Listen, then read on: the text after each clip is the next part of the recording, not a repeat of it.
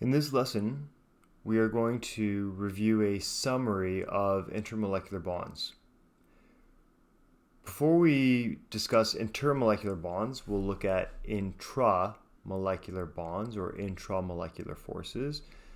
The prefix intra meaning inside, so inside molecule forces. So forces inside the molecule are what bond atoms to each other inside a molecule. Those are extremely strong. So those types of forces are like your polar covalent bonds or your covalent bonds, right? If you break those intramolecular bonds or intramolecular forces, you will end up with a chemical reaction. Then we have intermolecular bonds. And those are bonds between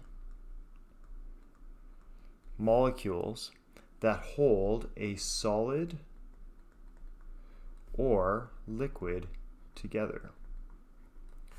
Note that there are no intermolecular forces between gases because gas particles are very far apart and gas particles move very quickly, so those forces are not quite present. Intermolecular forces are usually very weak in comparison to intramolecular bonds due to the increased distance.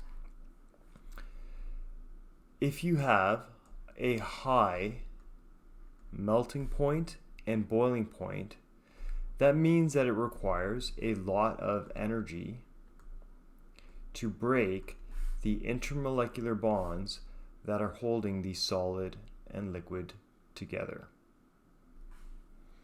These are often referred to very loosely as van der Waals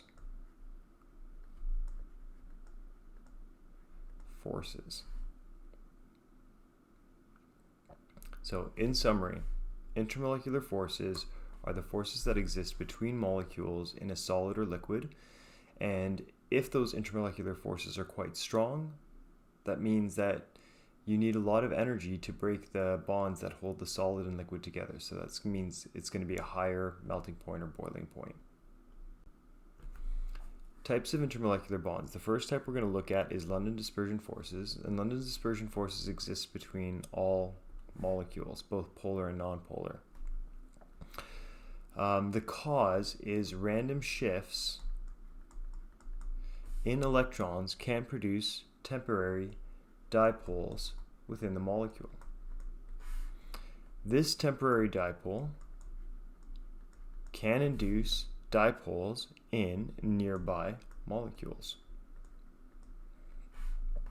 And then you will have oppositely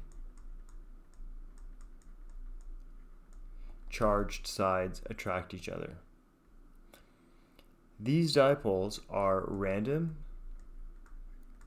and temporary, but the collective effect is significant. The strength of these London dispersion forces has to do with the density of electron clouds. So less dense electron clouds are more easily distorted, leading to more temporary dipoles. The greater the number of electrons in an atom or molecule, the stronger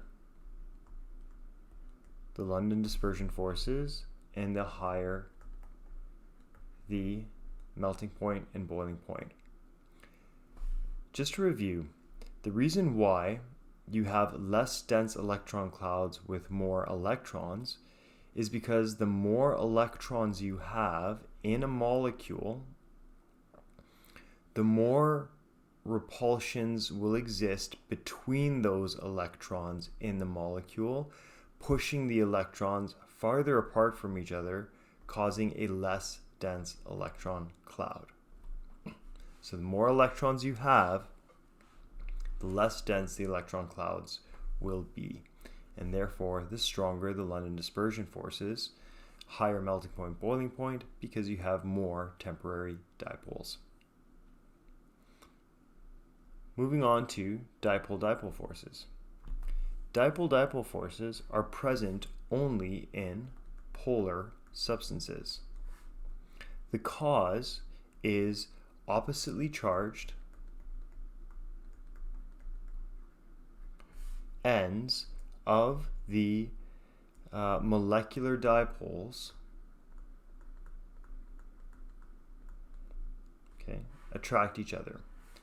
The difference between London dispersion forces and dipole-dipole forces is that dipole-dipole forces exist with permanent molecular dipoles.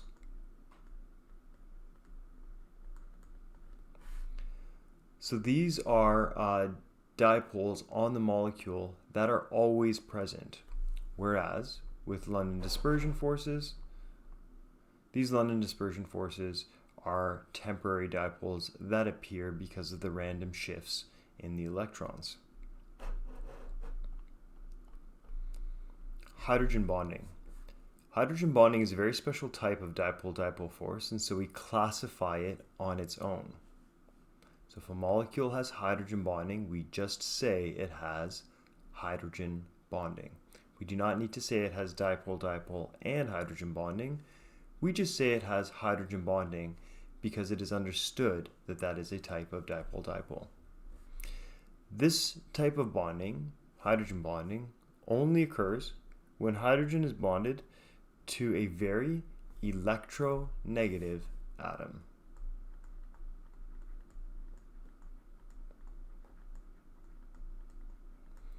For the purposes of hydrogen bonding, we define a very electronegative atom as being one of the three following atoms: nitrogen, oxygen, or fluorine. Those are the very electronegative atoms that lead to the production of hydrogen bonding. So the oxygen to hydrogen, the nitrogen to hydrogen, and the fluorine to hydrogen bonds are extremely polar. And because those bonds are extremely polar, they will pull electrons from this bond very much over to their side. So let's read the cause. The cause is the hydrogen atom's electrons are pulled toward the electronegative atom within the bond. Therefore, hydrogen has a slight positive charge because the electrons are pulled away from it.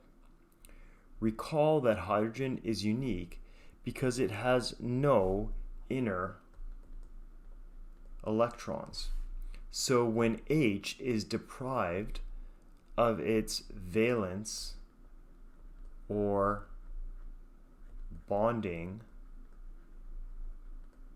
electrons, it becomes an exposed positive nucleus. So when the electrons from hydrogen are pulled away from hydrogen, since there are no inner electrons, the pulling of those electrons away from hydrogen will expose its positive nucleus, and that is a very strong positive force. So the strong positive nucleus will then feel a strong attraction for the negative dipole on nearby atoms.